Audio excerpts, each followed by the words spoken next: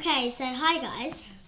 Today I'm starting a new thing. It's not going to be for too long, called Tale YouTube videos. Sorry if you see my dog come in all the time. She just likes me. You might be here for a while, so I got the sweets here. Jessie, no sweets for you. No sweets for you. And then yeah, Jessie, no sweets for you. So, Tale YouTube videos. So you've got a nice book here called the Twits. That goes to me, but oh, I can't help that. Every YouTube video, I'm gonna read 2 or 3 chapters. Maybe this one. So let's start. The Twits by written by Roald Dahl, illustrated by Quentin Blake.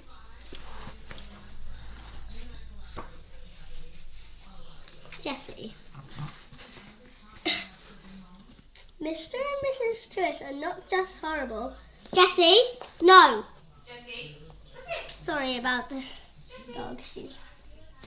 and Mrs. Twit are not just horrible. They are extra specially horrible. They play terrible tricks on one another, which we are not going to tell you about here. They are beastly to birds, and they are cruel to the muggle-wumps and the nice family of monkeys who live in a cage in the garden. The roly-poly bird flies from Africa. Escape is at hand for the monkeys, but they want to do more than escape. They want to revenge. So the muggle-wumps and the roly-poly bird join together in a clever plan to give the Twits just the ghastly surprise they deserve. Roald Dahl's new story is ingenious and wickedly funny. It's hard to imagine a child between the ages of 6 and 10 who wouldn't enjoy it immensely. Roald Dahl was born in Wales of Norwegian parents. I think you should know what I'm about to say. It's a country. I can't really read it. Not that. Parents. He spent his childhood in England and was sorry about this dog. Jessie. Hello. This is my dog. And I'm kind of annoying. Okay, no, I forgot. He spent his childhood and adopted at Repton. As I 8, he went to work for the Shell Oil Company in Africa. And when the Second World War broke out, he joined Jessie, can you stop that? He joined the RAF and became a fighter pilot. Mummy, can you call Jessie? Jessie, Sorry, she's being really annoying. Jessie. It was while Washington as assistant to Tate that he began to write the stories for which he is so well known. Okay, that's an introduction about who read this. Have you read any of these? Jessie? I'm really sorry about Jessie. Fantastic, Miss Jessie! Jessie. Jess, please! Jessie!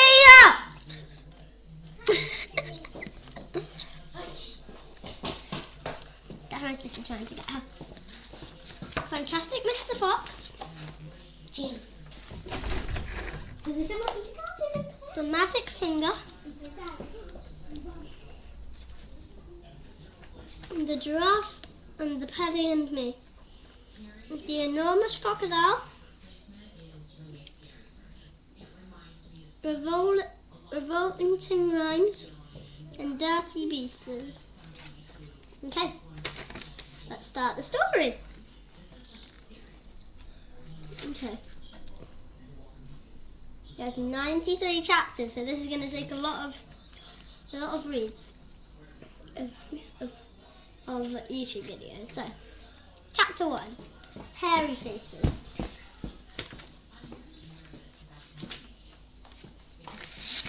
This book's hard for a girl called Emma. That's a picture of Mr. Twits. Mr. Twit was one of these very hairy faced men. The whole of his face, except for his forehead, his eyes and his nose, was covered with thick hair. Stuff even sprouted in revolting tufts out of his nostrils and air holes. Mr. Twits felt that this hairness made him look terrifically wise and grand, but in the truth he was neither of these things. Mr. Twit was a twit. He was born a twit, and now, at the age of 60, he was a bigger twit than ever. Okay, I'm just going to have another seat and then we can read the next page. I think you can guess what's up next. Do you think you can guess? I'm just going to tell you.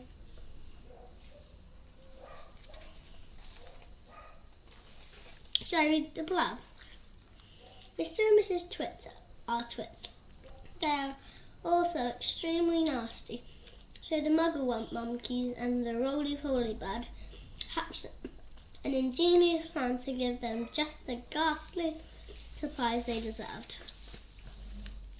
The hair on Mr. Twit's face didn't grow smooth and matted as it does on most hairy-faced men.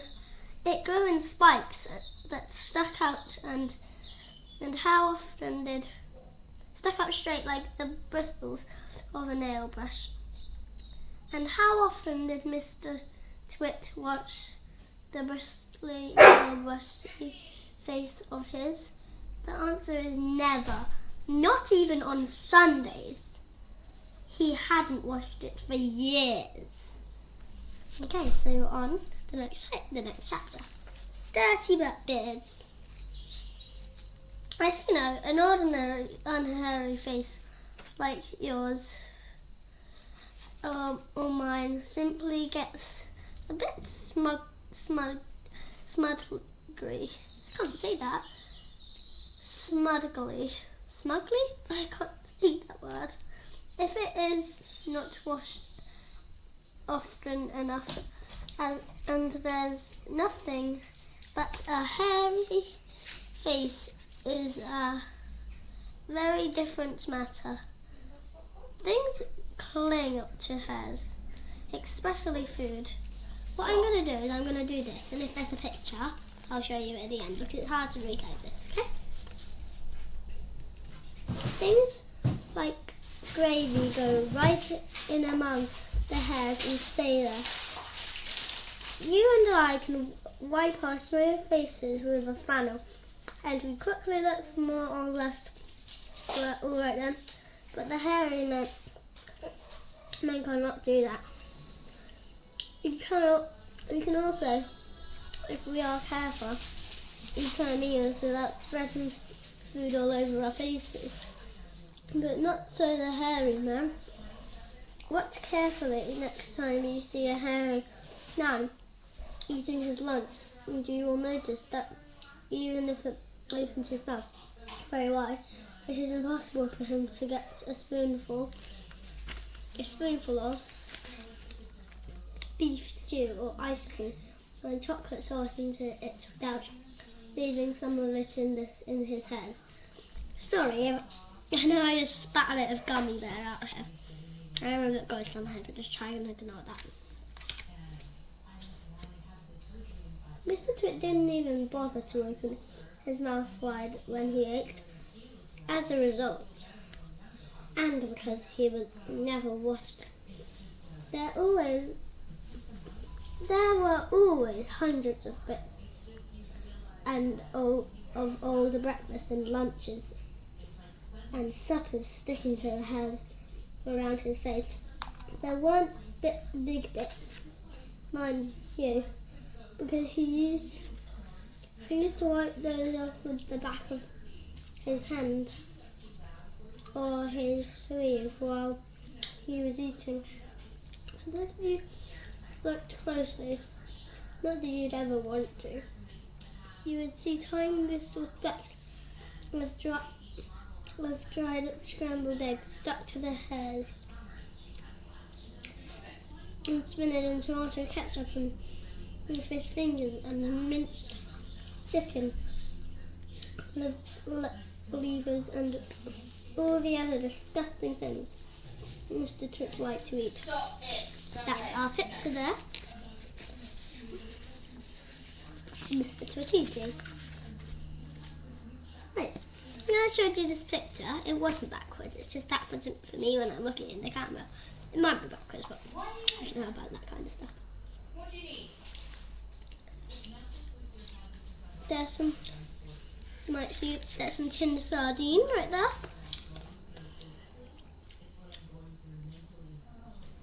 And then there's salt and cheese, and salt and cheese, and salt and then there's some cornflakes. Lots of different stuff in there. If you look closer, still, hold your noses, ladies and gentlemen. Every bit deep into the moustache-y bristles sticking out.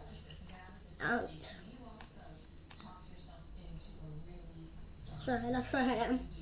Over his upper lip. You'll probably see much larger objects that had escaped the wipe of his hand. And months. Things that had been there for months and months. Like a piece of maggoty green cheese or a mouldy old cornflake. Or even the slimy tail of a tinned sardine. Ew! Because of all this, Mr. Twit never once really hungry. By sticking out his tongue and curling it sideways to explore the hairy jungle around his mouth, he was always able to find a tasty morsel here and there to nibble it on. That is not tasty at all. Why did I say tasty in the book? Yeah. What I am trying to tell you is that Mr. Twit was a fool and a smelly old man. He was also an extremely horrid old man, as you'll find out in a moment. If you didn't see the pictures when I showed you them, that's a picture of Mr. Twit eating. There's some Stilton cheese. There's some Stilton cheese. There's a tin sardine. There's even cornflakes in there. Gross! Ugh! Well, I like cornflakes that aren't old. Okay. It's 13 gram. Let's see how much of this. Okay, we finished the chapter. We might stop this YouTube video there. We've been here for about 14 minutes and 25 seconds. So, we're going to stop there. We'll remember that we just got to Mrs. Twit. So, we'll carry on reading in the next video. Bye!